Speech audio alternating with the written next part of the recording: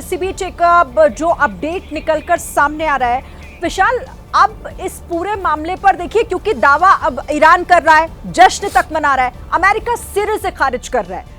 अभी वहां से क्या आपके सोर्सेस बता रहे हैं कि वहां चल क्या रहा है व्हाइट हाउस में? कि अभी भी वो मीटिंग जारी है, अभी भी ट्रंप उस रूम में बैठे हुए हैं, उस वॉर सिचुएशन रूम में बैठे हुए हैं? क्या आपके सोर्सेस जानकारी दे रहे हैं? देखिए शरीन, ईरान की तरफ से कतर में अमेरिकी सैन्य बेस पर हमला किया गया है, लेकिन जानकारी यह है कि समय रहते अमेरिका ने अपनी तैयारी पहले से कर रखी थी और इसीलिए अमेरिका को वहां पर कोई नुकसान नहीं हुआ है। लेकिन इस बात का आकलन किया जा रहा है कि इस हमले से क्या कोई, क्योंकि संभावना लगातार बनी रहती है किसी प्रकार के नुकसान की, ऐसे वक्त में जब युद्ध जैसे हालात हो, तो इस बात का आकलन अमेरिका की तरफ से किया जा रहा है। फिलहाल अमेरिका इस बात से नहीं मुकर सकता है कि ईरान ने कतर में उनके सैन्य ठिकाने पर हमला किया, क्योंकि सऊदी अरब की तरफ से बयान सामने आ चुका है, फ्रांस की तरफ से बयान सामने आ चुका है, कतर ने खुद बयान जारी किया है। इसके अलावा तमाम एयर स्पेस पूरे मिडिल ईस्ट में बंद किए गए, तो अमेरिका इस बात से पीछे नहीं हट सकता है। हालांकि कुछ अमेरिकी मीडिया में जरूर इस बात को लेकर रिपोर्ट किया जा रहा है, लेकिन हम बार बार यह कहेंगे, डोनाल्ड ट्रंप फिलहाल सिचुएशन रूम में मौजूद है व्हाइट हाउस के,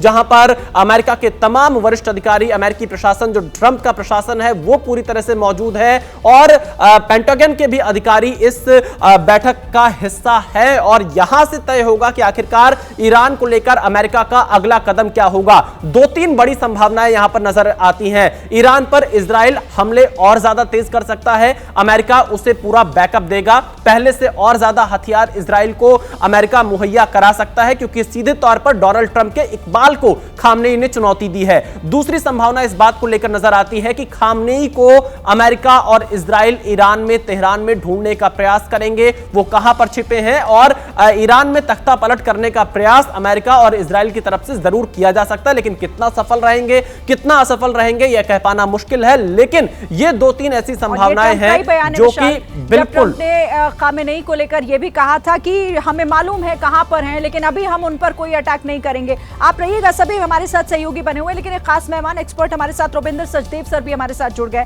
सर, स्वागत है आपका। पूरा सिनेरियो आप देख ही रहे होंगे, इस वक्त जो सिचुएशन वॉर की इस वक्त भयानक होती जा रही है, वो भी आप देख रहे होंगे। सबसे पहले आपका रिएक्शन ईरान के इस हमले को लेकर आप क्या कहेंगे सर? सबसे पहले तो मेरे ख्याल से हम ये कहेंगे या सोचेंगे कि ईरान ने American military bases middle east पे अटैक किया है और उनका जो फ्लैगशिप, सबसे बड़ा जो क्राउन ज्वेल है अमेरिका का, वो कतर में है। सऊदी में भी अमेरिका के एयर बेसिस हैं, मिलिट्री एंड एयर, राइट, पर जो सबसे ज्यादा जाना जाता है वो है कतर। कतर में करीब 15,000 से 20,000 शायद एयरफोर्स पर्सोनेल है, अमेरिकन आर्मी के, पूरा बेस है। कितने एयरक्राफ्ट है वो अपन अभी देख लेंगे। तो ईरान ने अगर कतर पे अटैक किया है, ये बहुत बड़ी बात है। देखिए, ईरान ने इराक पे अटैक किया, शायद सीरिया पे किया, पर उन देशों में, ठीक है, वहां अटैक किया तो वहां 50-100 मार दिए गए अमेरिकन सर्विसमैन, वो अलग बात है। कतर पे जो अटैक किया, इसका मतलब ये है कि not only America but American basis, but Qatar की पूरी मोनार्की उथल पुथल हो जाएगी। कतर की पूरी इमेज, पूरी क्षमता जो है, कतर दुनिया का सॉवरेन फंड है इस समय, भारत में इतना इन्वेस्ट करता है, दुनिया भर में इन्वेस्ट करता है, फुटबॉल का ये वो करता है, इतना पैसा है, अमीर है the emir of Qatar, right, उसकी फैमिली। कतर का एरिया कितना है? 30/30 kilometre, 30 kilometre bye 30 kilometre is total area of Qatar. उसमें अमेरिकन एक एयरबेस है जहां पे 15,000 है, जो कुछ है उस पोर्ट पे है। तो अगर ईरान ने कतर पे अटैक किया है, ये मेरे ख्याल से बहुत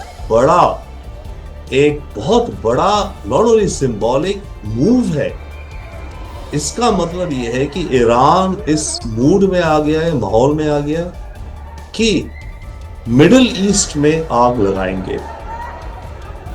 क्योंकि अभी आप जैसे कह रही हैं, हम समझते हैं कतर पे इसने अटैक किया, अमेरिकन बेस पर अटैक किया, मरे हो ना मरे हो, बाय द वे जो भी खबरें आ रहे हैं, दोनों कितने मरे हैं या नहीं भी मरे हैं, एयर डिफेंस ने रोक लिया है। तो अब तो अमेरिका की जिम्मेदारी है ना, क्योंकि अमेरिकन बेस पर अटैक हो तो अब अमेरिका को रिटेलिएट करना पड़ेगा। और सर, तो ईरान के आप जिससे उसकी बात कर रहे हैं ना कि ईरान अब मिडिल ईस्ट को आग में धकेलने के लिए पूरी तरीके से तैयार हो गया है। अब मैं जरा बता दूं कि ईरान की तरफ से कहा गया है कि जो भी हमला करेगा हम उसका जवाब देंगे। ईरान पहले से ये कह रहा है, लेकिन नई बात उसने ये कही है कि जबरन थोपी गई शांति हमें स्वीकार नहीं है। वो जो अमेरिका बार बार कह रहा था ना कि शांति अब बरतेगा ईरान तो हम आगे कुछ नहीं करेंगे, उस पर उसका ये कहना है। और साथ ही इस हमले को लेकर वो कह रहा है कि अमेरिका संकट का ये सबसे बड़ा दिन है। बाकायदा जश्न मनाया जा रहा है तेहरान की सड़कों में। युद्ध के बीच ईरान का ये बहुत बड़ा बयान। जगविंदर जी, लगता है कि प्रोपोगंडा के तहत जब भी कोई मुल्क लड़ रहे होते हैं तो हर एक की अपनी स्ट्रेटजी रहती है, लेकिन मैं अमेरिका की बात ये करूं तो सरप्राइज एलिमेंट वॉर में हमेशा सबसे इंपॉर्टेंट रहता है। अगर कोई सरप्राइज देगा अमेरिका तो वो बताकर नहीं देगा, लेकिन उसको ये बात भी सुनिश्चित करनी है कि जो हिमाकत ईरान ने की है आगे से दुनिया में कोई नहीं करेगा, तो उसके लिए उसको रिटेलिएट करना जरूरी है। लेकिन हाँ, उसके रिटेलिएशन का एक तरीका होगा और वो तरीका ये होगा कि वो स्ट्रॉन्गेस्ट अटैक हो। और मुझे ये लगता है कि ख़ामेनी का खात्मा ये मिशन दिया जाएगा अमेरिका की तरफ से, वरना ये चीज़ें चलती ही रहेंगी जब तक वो उसके सुप्रीम लीडर को ढूंढ नहीं निकालते और उसको टारगेट नहीं करते। तब तक मुझे लगता है कि अमेरिका को लगेगा कि उनका मिशन जो है वो कंप्लीट नहीं होगा और इस तरह की स्टेटमेंट्स आने लगेंगी। यानी आप ये कह रहे हैं कि अब वहां पर ख़ामेनी के खात्मे की जो एक रणनीति है वो कहीं ना कहीं अमेरिका में बन रही होगी। और इसी बीच तस्वीरें भी हम अपने दर्शकों को दिखा रहे हैं। एक बार फिर से अपडेट कर दें कि आखिर हुआ क्या है इस युद्ध में। अब ये बड़ा एक्शन ईरान की तरफ से जो लिया गया है, जवाबी कार्रवाई की गई है, क्योंकि उसकी तरफ से यही कहा जा रहा है कि हम जो भी हम पर हमला करेगा हम उसे छोड़ेंगे नहीं। ईरान पर अटैक किया था अमेरिका ने। ईरान इसराइल के युद्ध में जिस तरीके से उसकी डायरेक्ट एंट्री हुई थी, उसके बाद उसके जो परमाणु केंद्र पर हमला किया गया था, उसके बाद ईरान ने यह अटैक किया है कतर में अमेरिका के मिलिट्री बेस पर।